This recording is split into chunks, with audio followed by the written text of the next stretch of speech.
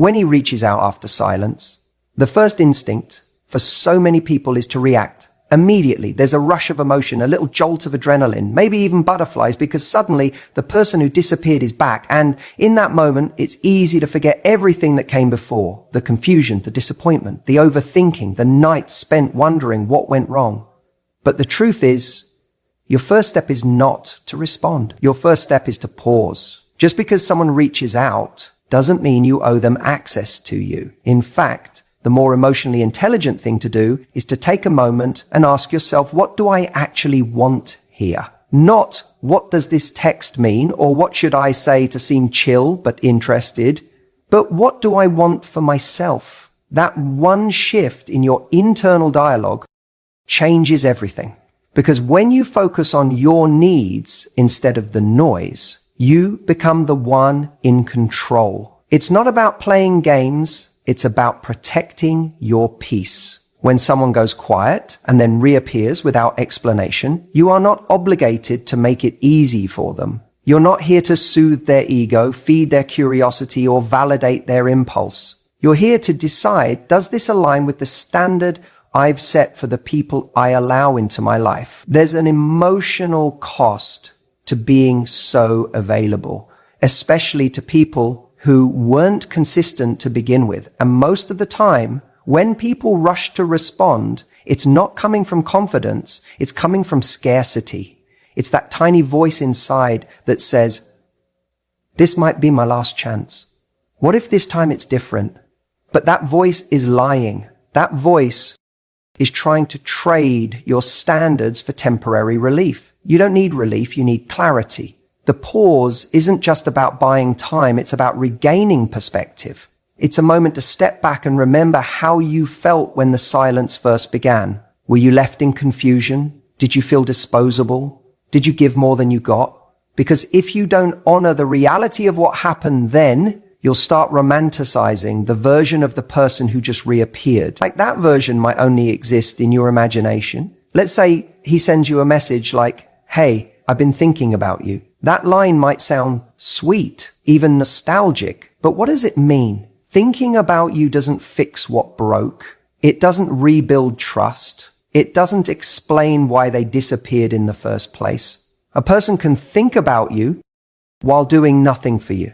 They can miss the comfort of you without ever showing up for you. So instead of reacting emotionally, respond intentionally, even if that means not responding at all. Ask yourself, what has changed since the silence? Did he come back with clarity, accountability, and intention? Or did he just pop back in with a lazy message, hoping to be let back in without doing the work? You're not looking for effort in the form of a text. You're looking for effort in the form of change. A person who values you doesn't just reach out, they show up. And here's something most people don't realize. The longer you delay your response, the clearer your power becomes. When someone knows they can disappear and you'll be right there the second they call, they don't have to try. But when you make them wait, not out of spite, but because you're genuinely assessing your boundaries, you become someone who can't be picked up and put down at their convenience. You become someone who respects themselves too much to confuse attention with effort. Let's be honest. Sometimes the message you receive isn't even about you. It's about their boredom, their ego, their loneliness, their desire to check if they still have access. And if you don't pause, you'll mistake their impulse for intention, and you'll be right back where you started, unsure, unsettled, and overinvested.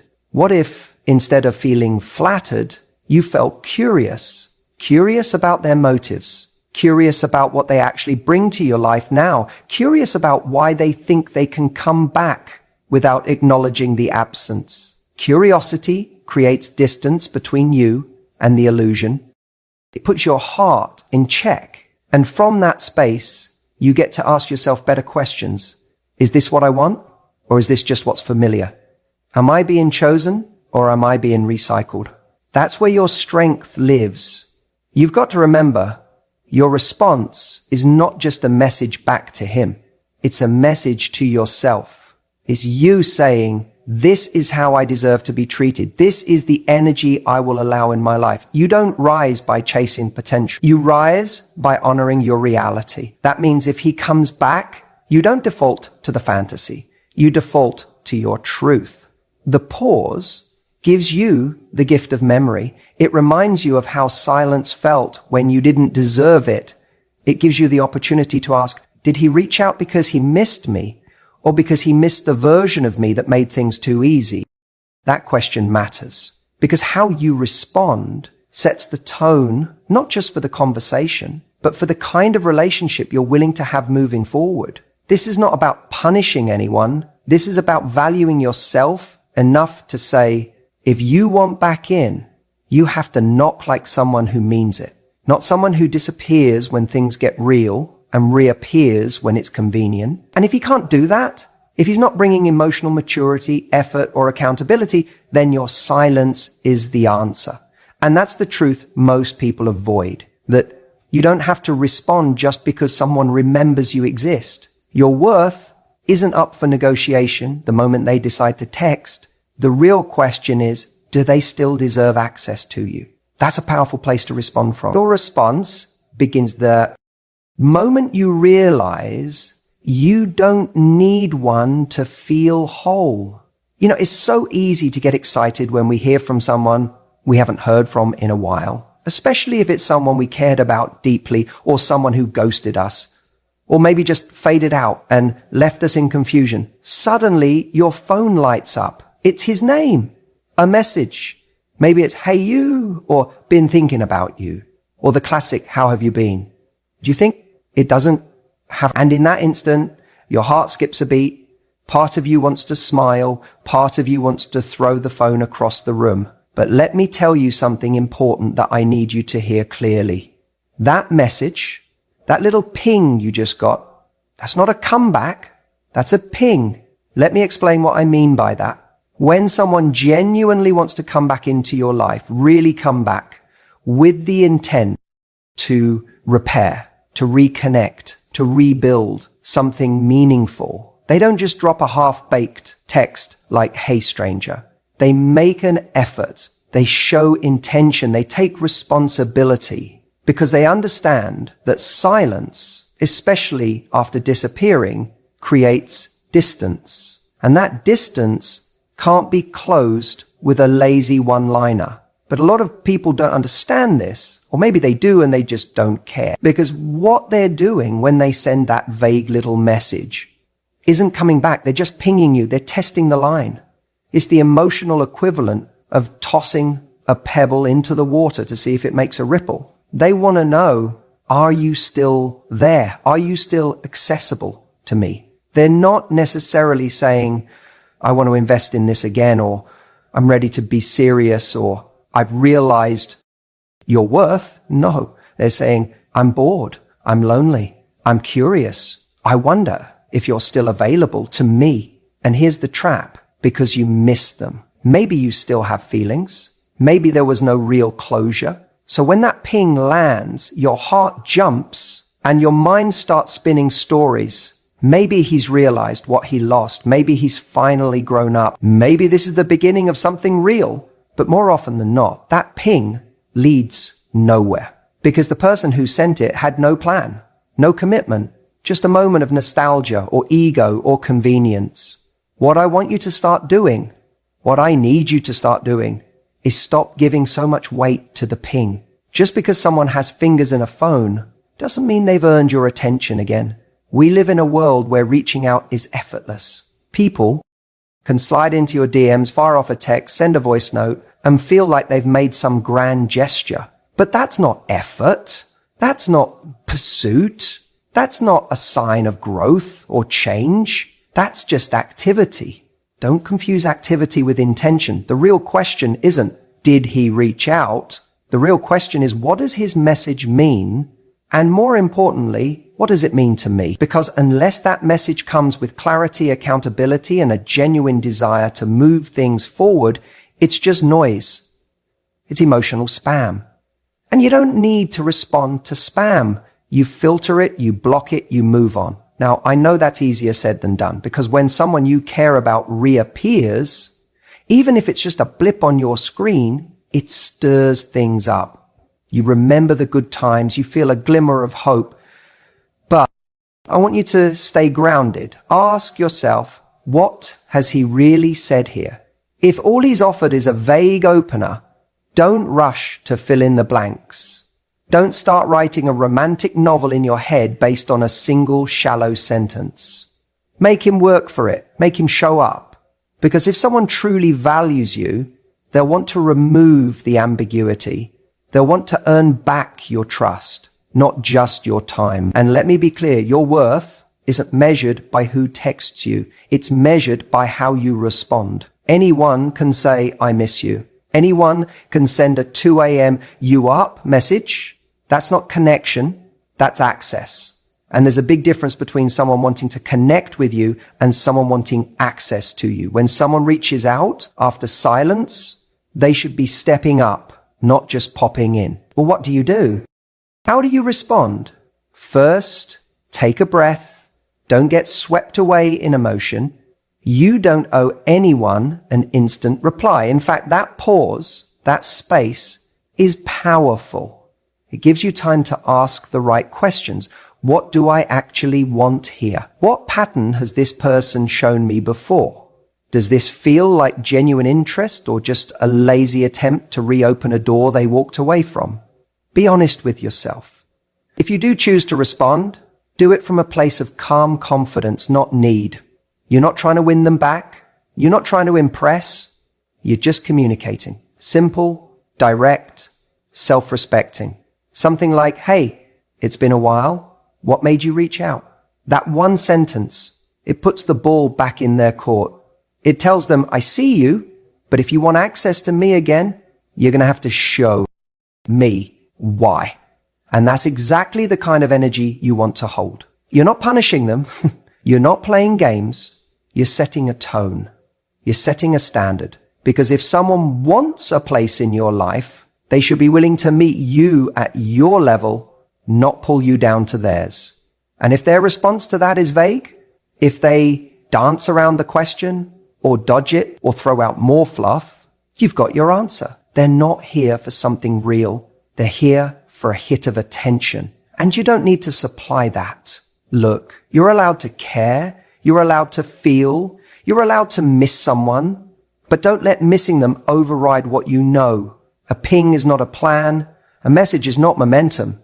Connection requires more than curiosity. And if someone wants to come back into your life, they need to prove through consistent action they're worth letting back in. Remember, a message is not a comeback. It's just a ping.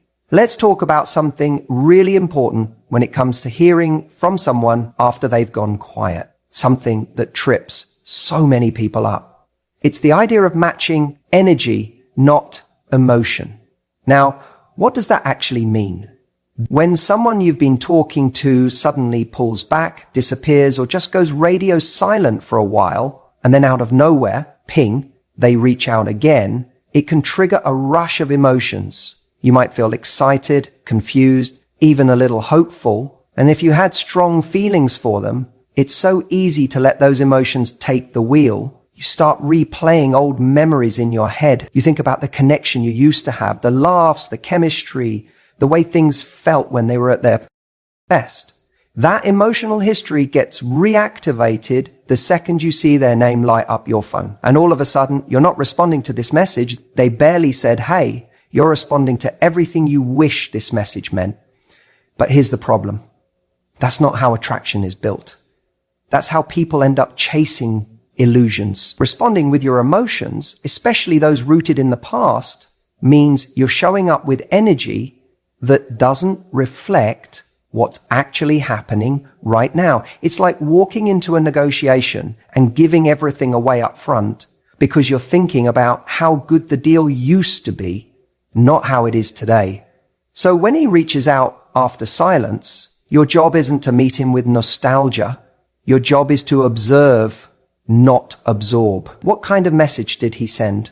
Was it thoughtful? Was it intentional?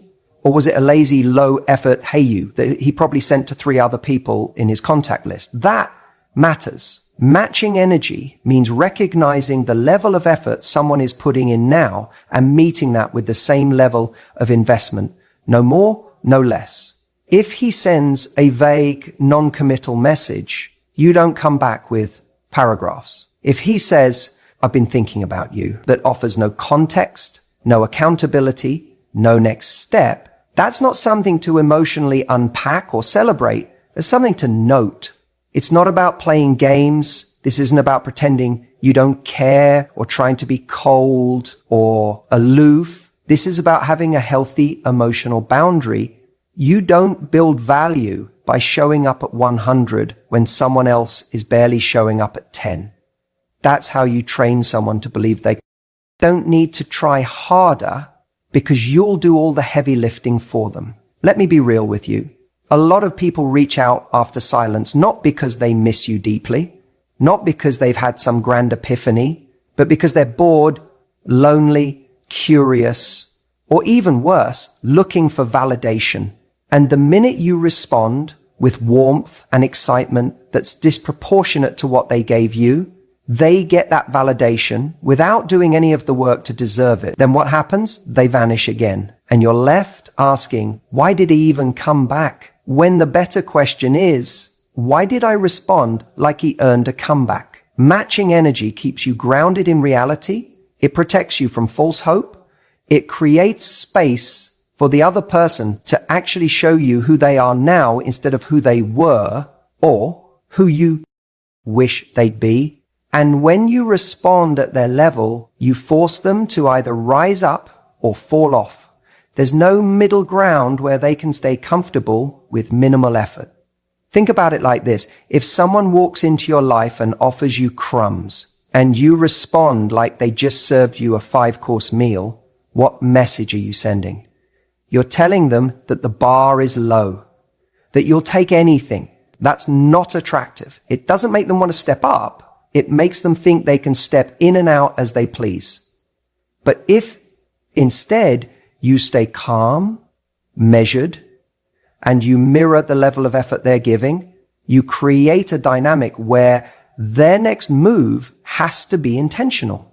Because now they know they don't get to skip the line just because they've been here before. And here's the best part.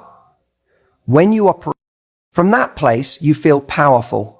Not because you're playing hard to get, but because you are hard to get for the wrong people. You know your worth. You know your time is precious. You know your heart deserves consistency, not confusion. So the next time someone reappears after ghosting or disappearing, don't get swept away in the history. Don't let the nostalgia do the talking. Look at what they're actually bringing to the table right now. Is it vague? Is it lazy? Is it safe for them, but risky for you? Then match that. Not with coldness, but with clarity. Not with pettiness, but with poise. You don't need to chase anyone who left you confused. If they want another chance, let them earn their way back in. And if they're not willing to, that's not your loss. That's your filter working. Silence after inconsistency isn't rejection.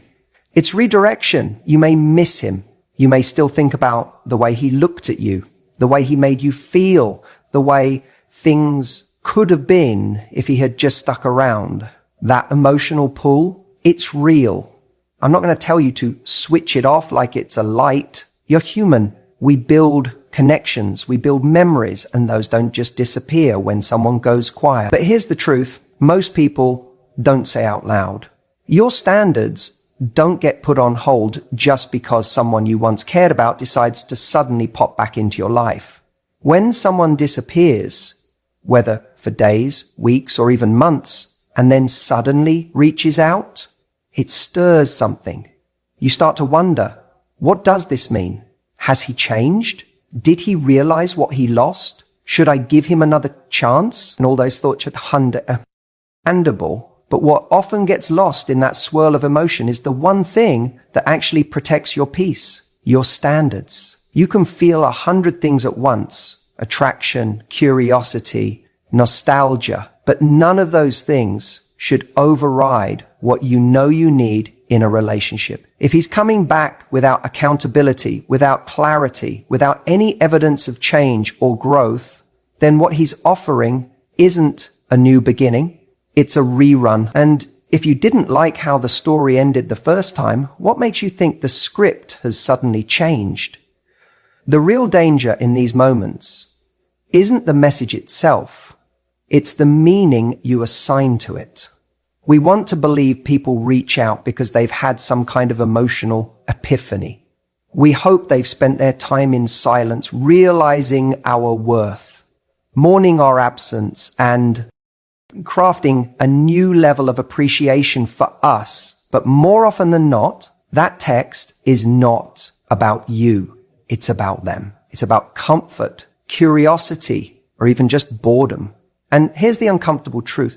When you let feelings alone guide your reaction, you risk betraying yourself. You risk putting your self-worth in the hands of someone who already showed you how much or how little they value it. Think about that. This person had access to you. They had your time, your affection, your attention.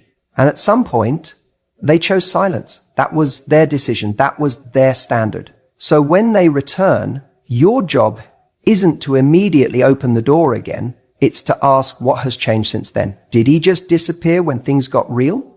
Did he ignore your needs, vanish without explanation, and now just assume you're still there, ready to pick up where you left off? Because that tells you more than the actual message does. If his silence came without respect, his return needs to come with more than just words. You need to see consistency, follow through, and intention. That's the currency of someone who values you, not a 1 a.m. you up or a vague I've been thinking about you.